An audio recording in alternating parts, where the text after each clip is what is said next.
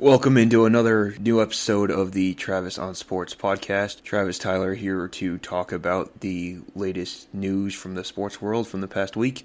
It is Tuesday, March 22nd, 2022. We're covering the first two rounds of March Madness and previewing the Sweet 16, which starts on Thursday night. NFL free agency and a lot of quarterback moves. The NHL trade deadline passed on Monday. Latest MLB trades and free agent moves highlighted by a couple shortstop signings, a retirement from a longtime NBA vet, and some major NBA stars dealing with some injuries. The first weekend of March Madness this year was a great one. After the first day of the first round of 64, only about 3% of the brackets remaining were perfect brackets, and no perfect brackets remained by the end of Friday's action. There were 3 overtime games in the first round at 9 upsets. The 11-seed Michigan beat 6-seed Colorado State, 9-seed Memphis beat 8-seed Boise State, 12-seed Richmond beat a red-hot 5-seed Iowa that a lot of people had picked as a sleeper to go to the Final Four, and I even know some people in my own bracket pools that had Iowa winning the whole thing. 15-seed St. Peter's beating Kentucky in the East made it 2 straight years with a 15-seed beating a 2.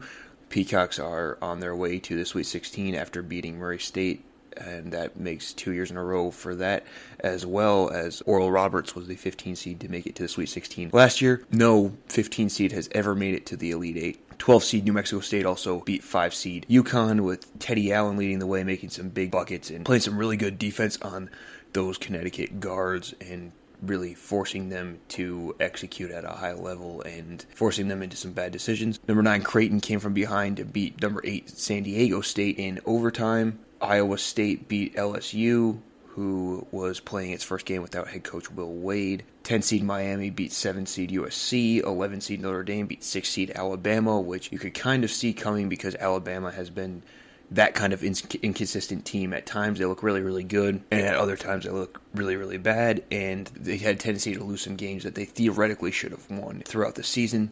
Vermont, Colgate, Davidson, San Francisco, and Chattanooga all came up just short of pulling off upsets, while Loyola, a popular upset pick as a 10 seed against Ohio State, had a really bad shooting day, probably the worst of their season. They were one of the leading shooting teams in the country before that, but really looked out of sorts and struggled with turnovers and did not shoot the ball well against Ohio State and lost that one. And as exciting as the first round games were, Saturday and Sunday, the competition stepped up even further. The Saturday slate started with number 8 seed North Carolina starting out a blowout of number 1 Baylor, and then once Brady Manick, who had 26 points at the time, got thrown out for a flagrant 2, Baylor started making that run and forced overtime before the Tar Heels ended the Bears' chances. So defending champion Baylor is out of the tournament. They were the first number 1 seed to get knocked out of this year's tournament. Number 8 seed North Carolina, playing some great basketball right now, moves into the Sweet 16. Following that was 8 Creighton against number 1 Kansas in the Midwest. That game was very close late as well. Kansas ended up pulling out a 79-72 win with a last-minute run to eliminate the Blue Jays, who stopped making good shots. Shot selection for Creighton was a little questionable at the end, and decision-making was questionable, and that gave Kansas the win. The next game after that, 11 seed Michigan knocked off number 3 seed Tennessee. 4 seed Providence knocked out 12 Richmond. Number 4 Arkansas held off New Mexico State.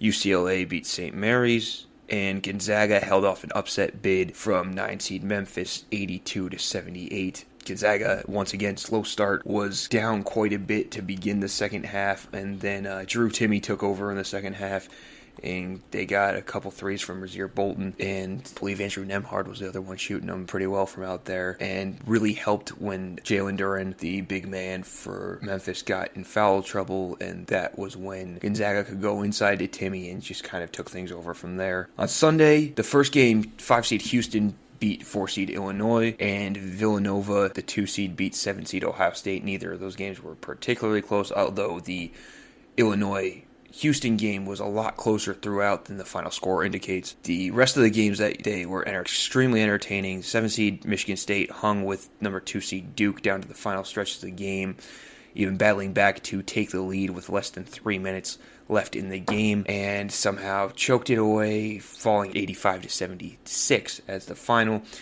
That advanced Duke and eliminated Michigan State and gave Coach K his 1,200th career win and allowed his retirement tour to continue to at least one more game. 11 seed Iowa State knocked off 3 seed Wisconsin to reach the Sweet 16.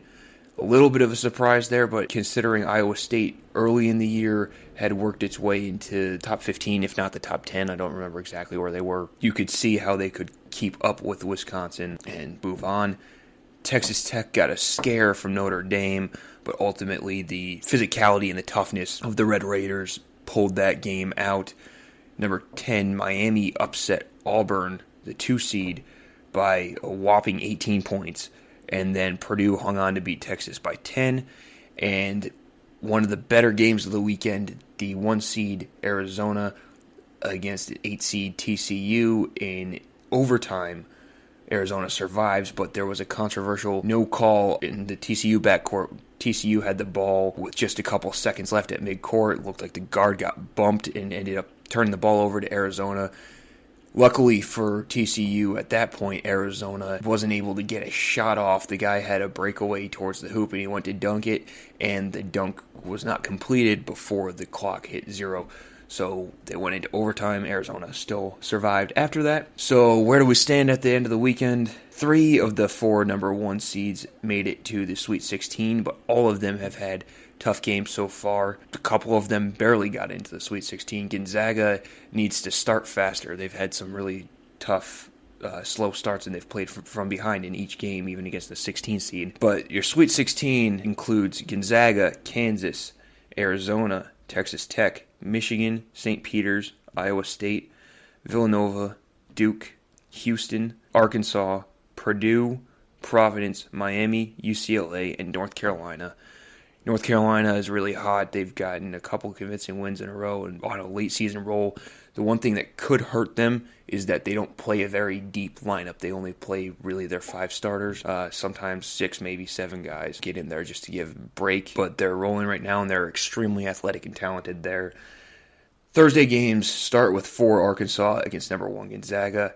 I still think Gonzaga is going to win that one, but Arkansas is the better team than the teams they've played so far, although Memphis might be a little overall more talented. It's just underachieved. But Gonzaga is still overall better team. They need to get out to a faster start because Arkansas is a team that you do not come back on very easily. 11 Michigan, 2 Villanova. Listen, Michigan was impressive. I'll admit that. The past couple rounds, I did not think they were going to beat Tennessee at all.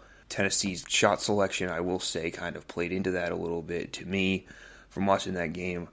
But Michigan forced them into some bad scenarios and took advantage of it on the other end. I think Villanova's better than Tennessee was. I think Villanova's a deeper team, got more talent. They've played together longer, and that's going to help them in this game. Texas Tech against Duke. Listen, Texas Tech plays, and they've said this even back to when Chris Beard was there. He said he tried to model his team after Tom Izzo teams. So they play a very similar style to Michigan State where they want to run the floor, play physical, and, kind of beat you in a track meet and have good execution. And that's the thing with the game. Last week, a couple times Michigan State was hurt by a lack of execution. Texas Tech plays a similar style and does not have as much of a lack of execution. It has much better execution on its end this year, and that could give Duke a battle because it honestly had Duke down in a couple buckets away from being out of the tournament last weekend, and against a better team that plays the same style could work out in Texas Tech's favor this weekend. Houston against Arizona. Houston is actually ranked really high in the net and has a great combo of offense and defense. They've looked pretty good. And Kelvin Sampson is a damn good coach going back to even his Indiana days and maybe even before that. I don't really remember where he was before that. Arizona, Tommy Lloyd has them playing very, very well. They were unranked to start the season. Not much expected out of them. Number 1 seed in the Sweet 16 now. Got a lot of talent. Very, very athletic team. I think this is going to be a good game. I think Arizona just has a few more scoring options, a few more guys that can turn to late to get big buckets. Then Friday, the 15-seed Cinderella team, St. Peter's, will kick things off against 3-seed Purdue. Providence looks to stay hot against Kansas. If the Friars get big games from guys like Al Durham and Jared Bynum, that could cause an upset in slowing down Chaya Bagchi, who is obviously the big thing that all opponents really try to do, and you got to slow down David McCormick in the paint. The big X factor to me that even elevates Kansas's play is Christian Braun. Doesn't jump out at you when you're watching the game too much, but there's often a few really good defensive plays that he makes that lead to fast breaks and make Kansas play better. And there's just something about the way he plays that makes them play better when he plays well. That's really the true definition of an X factor. Then you have North Carolina against UCLA. UCLA made that Final Four run from the first four to the Final Four as an 11 seed last year. North Carolina is playing really well lately. I think their athleticism matches up really well against UCLA, especially if any of those guys like Jaime Jaquez are injured and playing limited roles in this game.